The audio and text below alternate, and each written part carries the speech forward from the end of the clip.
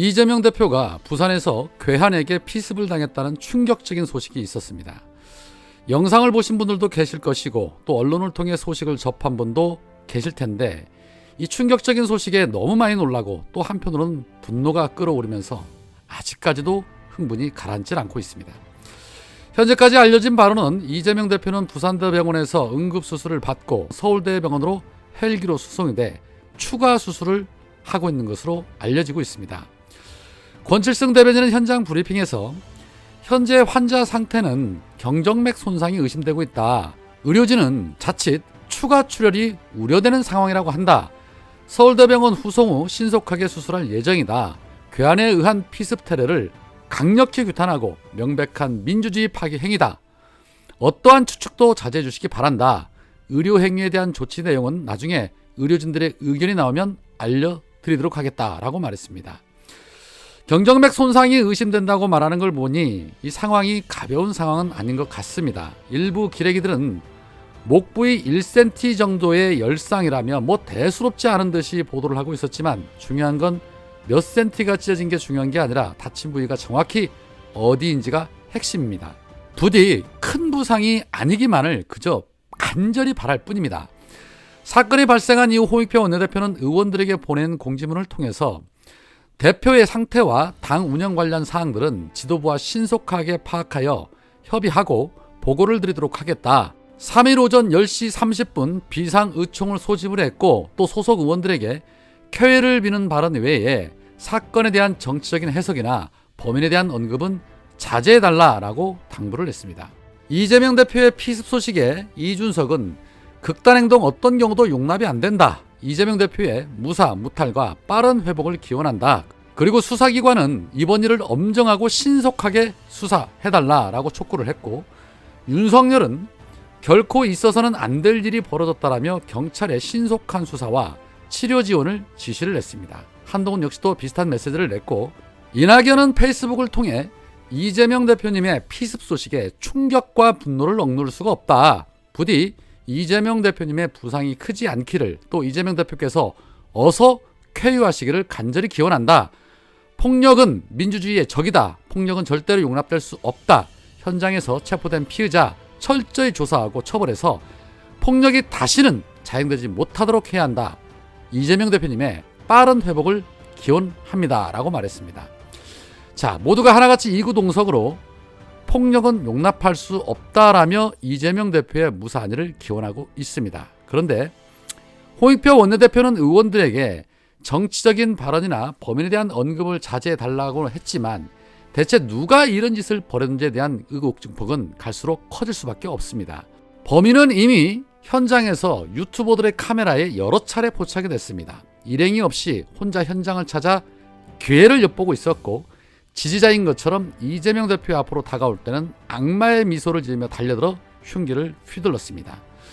누구의 사주를 받은 것인지 아니면 단독으로 벌인 것인지 아직까지 수사 상황이 전해진 것이 없기 때문에 섣불리 말하는 것은 조심스럽지만 부산 가덕도 일정까지 찾아가고 다른 곳도 아닌 목 부위를 노렸다는 건 애초부터 살해가 목표였고 더 충격적인 건 그 짧은 순간에도 칼을 한 번 비틀었다는 겁니다.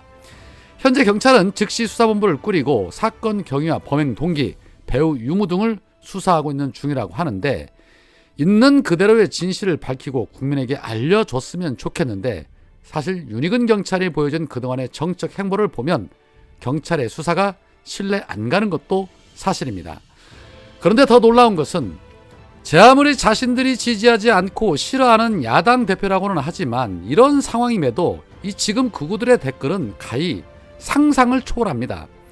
극우를 대표하는 조중동 기사에는 자극적이라는 둥, 재판을 피하기 위한 쇼라는 둥, 짜고 치는 고스톱이라는 둥, 차마 인간이라면 내뱉을 수 없는 배설물들을 무수히들 쏟아내고 있습니다. 정말 천벌받을 겁니다.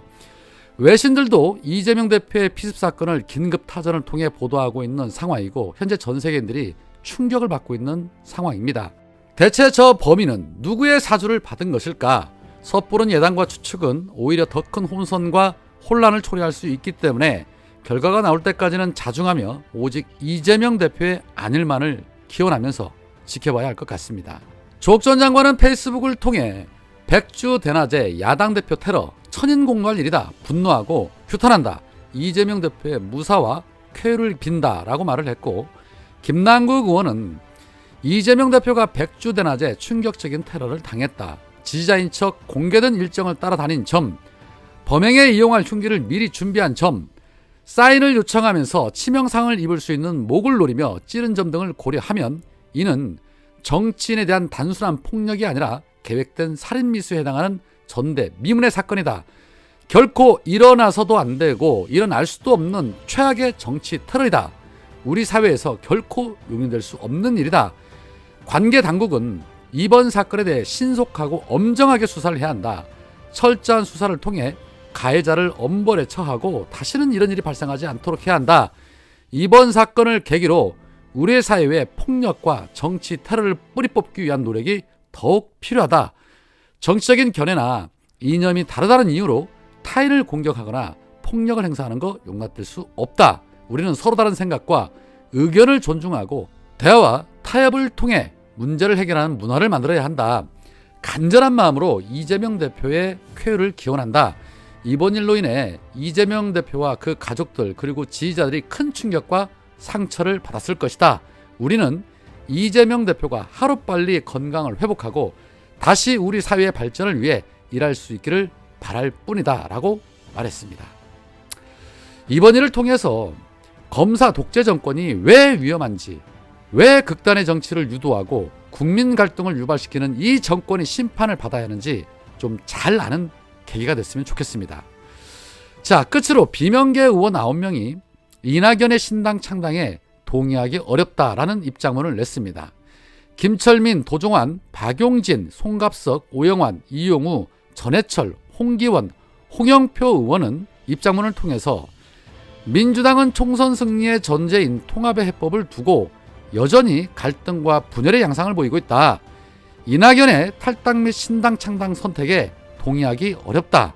당 안에서 문제 해결을 위해 더 역할해 주시기를 바란다. 그러나 이낙연 총리님의 민주당 통합과 혁신에 위한 충정은 그 자체로 받아들여야 한다고 본다라고 입을 털었습니다.